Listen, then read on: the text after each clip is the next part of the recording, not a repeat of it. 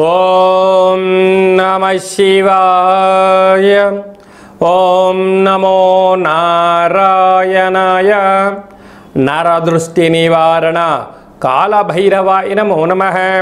అతిక్రూర మహాకాయ కల్పాంతర దహనోపమ శ్రీ అష్టకాల భైరవ దేవతాభ్యో నమో నమః.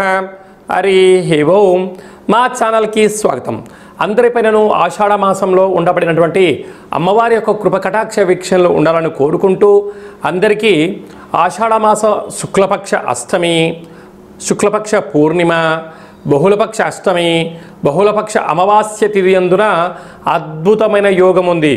గురువారం పుష్యమీ నక్షత్రం, అలాగనే పునర్వసు నక్షత్రంతో కూడుకున్నటువంటి గురుపుషార్క యోగ అమావాస్య సందర్భంగా ఎలాంటి విధి విధానం పాటించడం వలన అద్భుత యోగం కలుగుతుందో తెలుసుకుందాం. 1/7/2025 నుండి 31/7/2025 వరకు పుట్టినటువంటి వారందరికీ కూడా ముందస్తుగా జన్మదిన శుభాకాంక్షలు. గతంలో వివాహం చేసుకున్న వారికి వివాహ వార్షికోత్సవ శుభాకాంక్షలు. ద్వాదశ రాశుల్లో గ్రహ గమనాల్ని ఒకసారి వీక్షింపచేద్దాం. వృషభ రాశిలో శుక్రుడు నక్షత్రకారకుడు, మిథున రాశిలో రవి గురు సంచార స్థితి, కర్కాటక రాశిలో బుధ సంచార స్థితి, సింహరాశిలో కుజుడు మరియు కేతు సంచార స్థితి, కుంభరాశిలో రాహు సంచార స్థితి, మీనరాశిలో శని భగవానుడి సంచార స్థితితో ద్వాదశ రాశుల్లో గ్రహ గమనాలు ఈ విధంగా ఉన్నాయి. మకర రాశి వారికి గ్రామ దేవతల యొక్క ఆశీస్సులు, కులదేవతల యొక్క ఆశీస్సులు ఎలా పొందాలో ఈ వీడియోలో సవివరంగా సంపూర్ణంగా తెలుసుకుందాం. మకర రాశిలో ఏ నక్షత్రాలు వస్తారనగా ఉత్తరాషాఢ నక్షత్రంలోని 2, 3, 4 పాదాలు, శ్రవణ నక్షత్రంలోని 4 పాదాలు, ధనిష్ఠా నక్షత్రంలోని 1, 2 పాదంలో కలిపితే మకర రాశి అవడం జరుగుతుంది. రాశాధిపతి శని భగవానుడు. వీరికి 2వ స్థానంలో రాహు సంచారించడం వలన డబ్బులు, లావాదేవీలు, ఇచ్చిపుచ్చుకునే వ్యవహారాల్లో చాలా జాగ్రత్తలు అవసరం. ఆహారాలు స్వీకరించే సమయంలో కానీ, ఔషధ సేవనం చేసేటప్పుడు కానీ చాలా తగు జాగ్రత్తలు అవసరం అని చెప్పి కూడా గుర్తుపెట్టుకోగలగాలి. కానీ ఒక వ్యాధికి ఒక రకమైన మందులు వేసుకున్నారనుకోండి, సైడ్ ఎఫెక్ట్స్ వచ్చి అనేక రకాల ఇబ్బందులు పడే పరిస్థితి అధికంగా ఉంటుంది. తస్మాత్ జాగ్రత్త. అలాగే తృతీయంలో శని భగవాను ఉండడం వలన తల్లిదండ్రుల యొక్క ఆశీస్సులు, గురువుల యొక్క ఆశీస్సులు, కులదేవతల ఆశీస్సులు పొందే మానవ ప్రయత్నం చేయండి. అన్నింటా విజయం కలగడానికి చాలా సదావకాశాలు ఉంటాయి.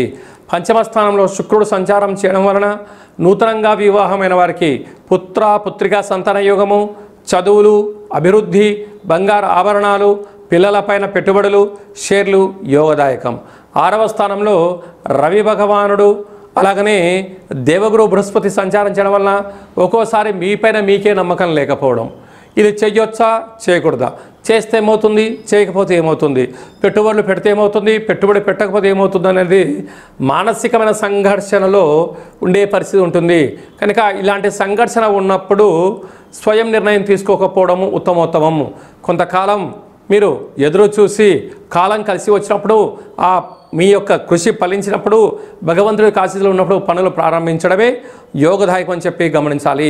7వ స్థానంలో బుధ భగవానుడు సంచారం చేయడం వలన వృత్తులలో, ఉద్యోగాల్లో, వ్యాపారాల్లో పెట్టుబడులు ఆకర్షణీయంగా ఉండబోతున్నాయి, గమనించగలగాలి. అష్టమంలో కుజుడు ఉండడం వలన, అష్టమంలో కేతు సంచార స్థితి ఉండడం వలన, కుజదోష ప్రభావం కావడం వలన మీ జన్మ నక్షత్రం రోజున అష్టమి పూర్ణిమ తిథులందున కొత్త పనులు ప్రారంభించకపోవడం, భూతత్వము, జలతత్వము, వాయుతత్వము, అగ్నితత్వమైన పనులతో చెలగాటమాడకపోవడము ఉత్తమోత్తంగా భావించగలగాలి. ఆవేశం తగదు, ఆలోచన అవసరం అని చెప్పి గుర్తుపెట్టుకోగలగాలి.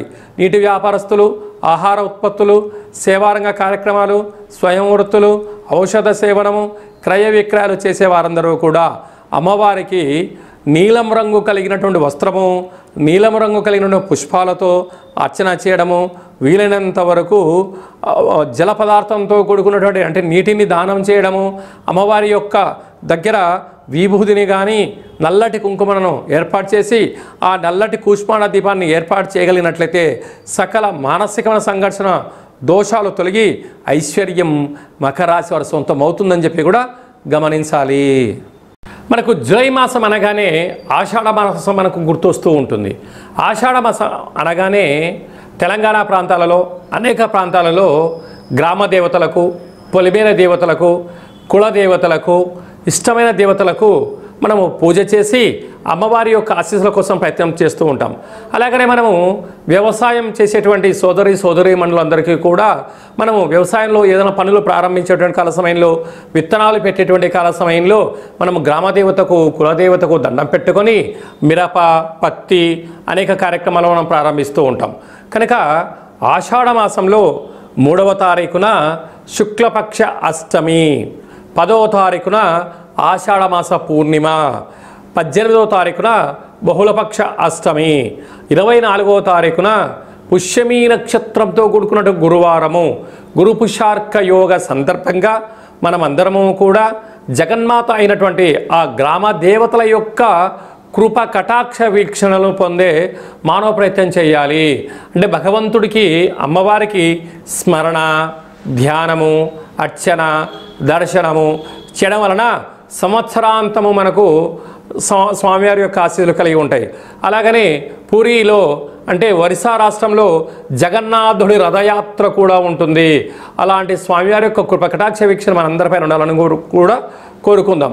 కనుక మనము ఆషాఢ మాసంలో వీలైతే గ్రామ దేవతలకు పసుపు కుంకుమని కలిపినటువంటిని వాటిని అమ్మవారి ముందర సమర్పించడం, అంటే అమ్మవారి దగ్గర ఉండబడినటువంటి కుంకుమను తెచ్చి బొట్టు పెట్టుకోవడం, వ్యవసాయ పొలాల్లో చల్లుకోవడం, మన వాహనాలకు బొట్టు పెట్టుకోవడం వలన సకల గ్రహదోషం తొలగిపోతుందని చెప్పి కూడా గమనించాలి. కనుక మనము 24వ తారీఖున పుష్యమీ నక్షత్రంతో కూడుకున్నటువంటి అమావాస్య అవ్వడం వల్ల తెల్ల జిల్లెడి వృక్షం దగ్గర ప్రదక్షిణ చేయడం, దీపాన్ని పెట్టడం, అలాగ వేరును తీసుకొచ్చి ఇంట్లో పెట్టుకోవడం వలన గురు పుష్యార్క యోగము రోజున శ్రీ శ్వేతార్క గణపతి స్వామి యొక్క ఆశీస్సులు కలిగి సకల శుభం ఐశ్వర్యం కలిగి మనతో పాటు రాబోయే 7 తరాల వారికి అద్భుతమైన ఐశ్వర్య యోగం కలుగుతుందని చెప్పి గమనించాలి. ఎలా తీసుకోవాలి ఇంకా తన విషయాలను ఈ కింది మనం సంప్రదిస్తే తెలియజేయడం జరుగుతుంది. ఈ యొక్క పాత్రను మనం గమనించినట్లయితే ఈ యొక్క పాత్ర కంచు పాత్ర అంటారు. కంచు మోగినట్టు కనకంబు మోగదు గధరా సుమతి అని చెప్పి మనకు సుమతి శతకంలో చెప్పడం జరుగుతుంటుంది. ఇలాగా ఓం కాలభైరవాయ నమో నమః అనేటువంటి మంత్రాన్ని ఉచ్చరిస్తూ ఇలా 12 సార్లు తిప్పడం వలన సకల గృహంలో ఉండబడినటువంటి ఐశ్వర్యం, ఆనందం, విద్యార్థులకు విద్య వశీకరణ, ఉద్యోగస్తులకు ప్రమోషను, వ్యాపారస్తులకు జనాకర్షణ, ఏదైనా పనులు చేయాలనుకునే వారికి నరదృష్టి తొలగిపోతుందని చెప్పి గమనించాలి. ఈ పాత్రతో పాటు కాళభైరవ స్వామి యొక్క పూజ 20 రకాల వస్తువులతో దిష్టి తీయించి మీకు అందజేయడం జరుగుతుంది.